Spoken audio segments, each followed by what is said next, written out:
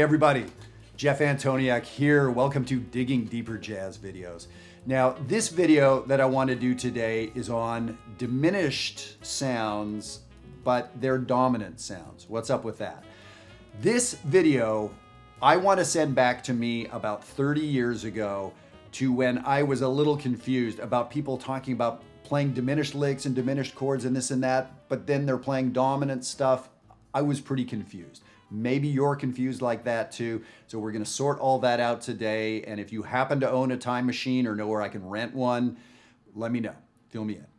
Okay, so this idea of diminished and dominant being similar or equivalent, that's kind of a big deal. And I was very confused because those are different chord qualities, right? Major is major, minor is minor, dominant is dominant, diminished is diminished. Those are some of the main chord qualities we have, yet how is diminished and dominant the same? So let's look at this. Now, of course, we're going to talk about the theory. I want you to understand this stuff, but I'm never and never have done a video, never going to do a video on here's some interesting theory. Go think about it. That's some bull. I don't want you to do that. I want you to play it and sound good today. So that's where we're going to get to. On the sheet, you can see a lowly C7 chord. So let me arpeggiate this for you.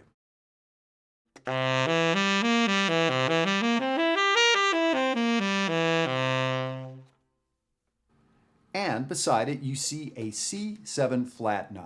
So flat 9 chords are nothing very new or scary for jazz musicians. We've seen those. We're going to see them plenty. We use them a lot. So that C7 flat 9, let me arpeggiate that. Of course, if you're a guitar player, if you're a piano player, you can play that. But many of us single line players, any horn player, if you're a bass player, if you're a singer, you will arpeggiate these chords. Now, I would encourage piano players and guitar players to do this same thing, play chords melodically, the broken arpeggio.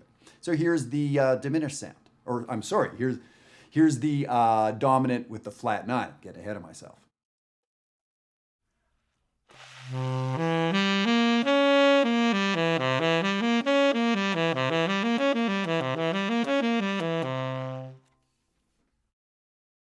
So that sound with the D flat on top, I got ahead of myself, right? I called it diminished. Well, look at the next part on the sheet.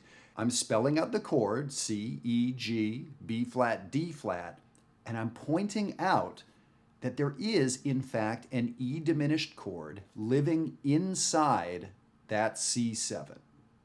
An E diminished chord.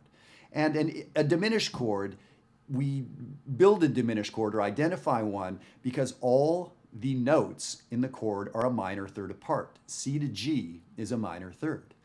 G to B flat is a minor third. B flat to D flat is a minor third.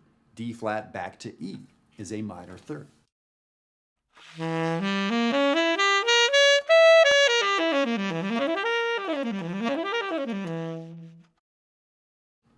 So that's the sound of a bunch of minor thirds. So really, I'm leaving the C off of the C chord.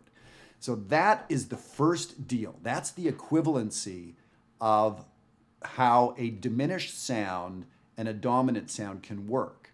So perhaps you're understanding, or perhaps you knew this already, that you could play a diminished lick. You could play a diminished sound over a dominant chord and get some very cool possibilities. And that's exactly what I want to talk about today.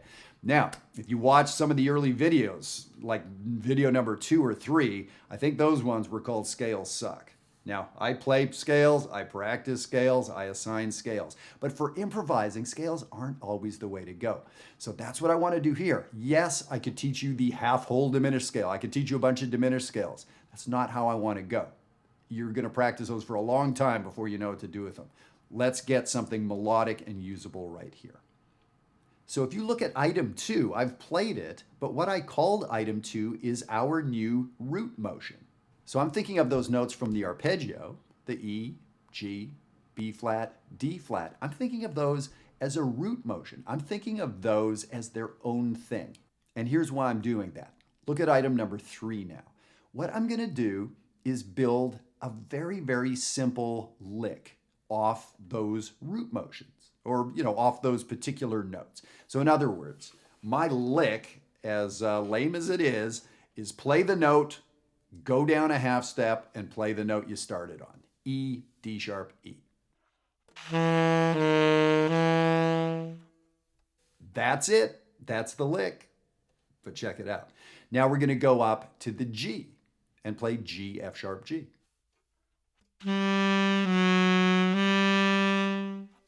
So far, not an award-winning lick. Let's go up to the B flat and the D flat and just play that same little pattern.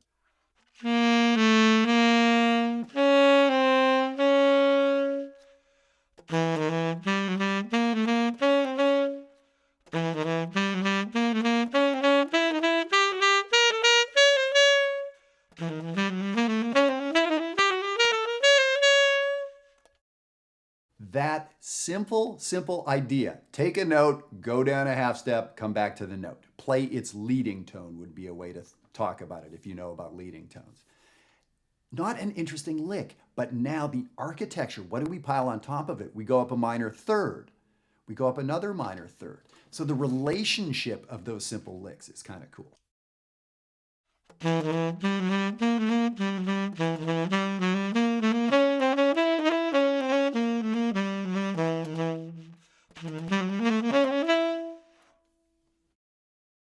So the lick, the idea, becomes something more than that simple little three notes because of the root motion, because of this diminished sound, because of, and what does that mean, diminished sound?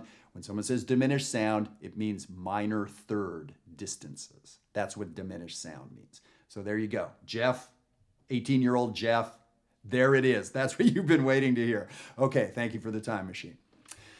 That is about the deal. Now, I'm going to play item number 4, and then what I want to do is put on a backing track for the song Caravan. Duke Ellington, Juan Teasel's song Caravan, which has a bunch of C7 in it, C7 flat 9, and I'm going to play these ideas, just these simple ideas separated by a minor third, and you're going to hear how great it sounds. Here's item number 4.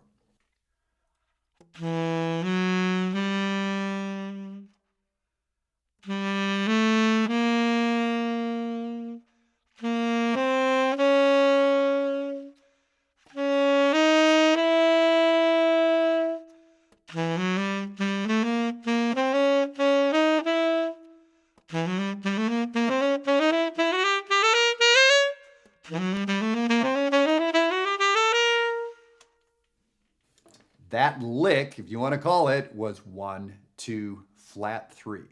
That was it. There's nothing to that. You would be embarrassed to play that. Yet, when we take that and move it in minor thirds, we get somewhere. So there's a lot going on in this video. One of the things I haven't even said yet is what is an implication of taking an idea and playing it in at a different pitch level, up a minor third, up a fourth, whatever. The implication is you're listening to yourself, you're thinking, you're remembering what you did, you're planning for the future. So there is this call and response aspect. There's this motivic development aspect. There's this idea of setting up a pattern. Human beings love patterns. We love hearing them and identifying them and wondering how long the pattern's going to continue. There is so much going on here. We started with the dominant-diminished relationship. We thought of them as root motion. So you get it. There's so much going on here. And by the way, if this is the kind of stuff that's interesting to you, not only intellectually, but to get into your playing, visit us at jazzwire.net. We can hook you up with so much personalized information. Check it out. So let's hear this on Caravan by Duke Ellington.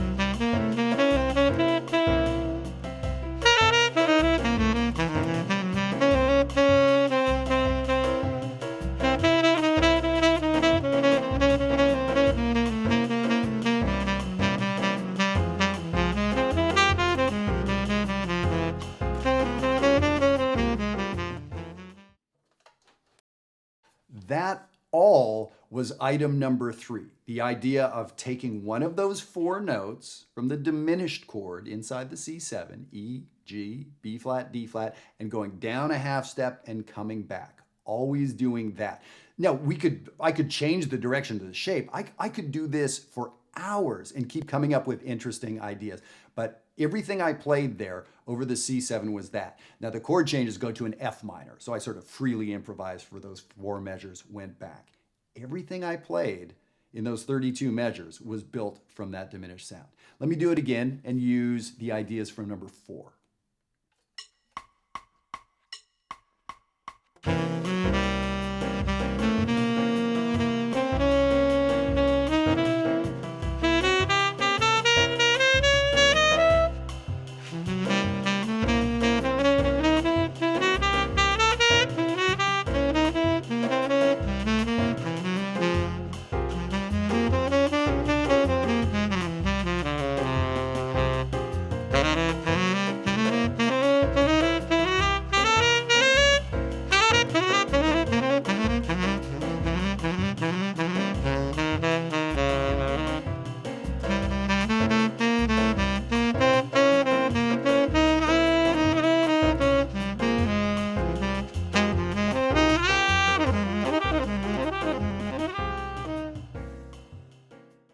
That's pretty amazing stuff, right? That diminished sound.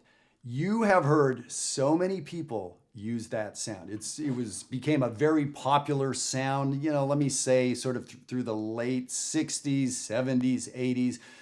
Not that the diminished chord or scale hadn't existed before then, but there are some players that were really sort of brought that to the fore. So when you listen to the great players from that era, you'll hear a lot of this. That is how I want you to work on it. Yes, I could have taught you a couple of these scales, and we could have taken a whole other tact, which, by the way, is the way I was taught or the way I picked things up. It did not work well for me. Scales suck. I'll say it again. This works well for me, starting with chord tones and understanding what's going on with the chord tones and building from there. Some of you may notice if you add up all the notes on this sheet, all the notes from number 4.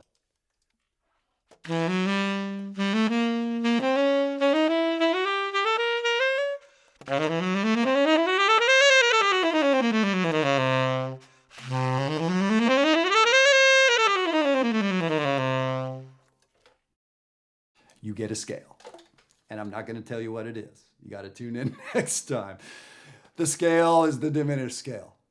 But I consciously didn't take that approach. I feel like this is better. So I hope it is. I would love for you to get in contact with me. Leave a comment on Facebook or on YouTube. Send me an email. Let me know, did this help make sense for you? I know it worked like that for me. I know it's worked like that for hundreds of students that I've worked with, but I want to know how it worked for you. Did you finally know what to call those sounds you've heard before? Or that scale you've played, does this make better sense for you? I really do want to know. This helps me do a better job. This helps me refine everything I'm doing and present it to you next time. So thank you so much for tuning in. I really hope you enjoyed this, and I know I'm going to love hearing this 30 years ago when we get that time machine going. Thanks so much, guys. Take care.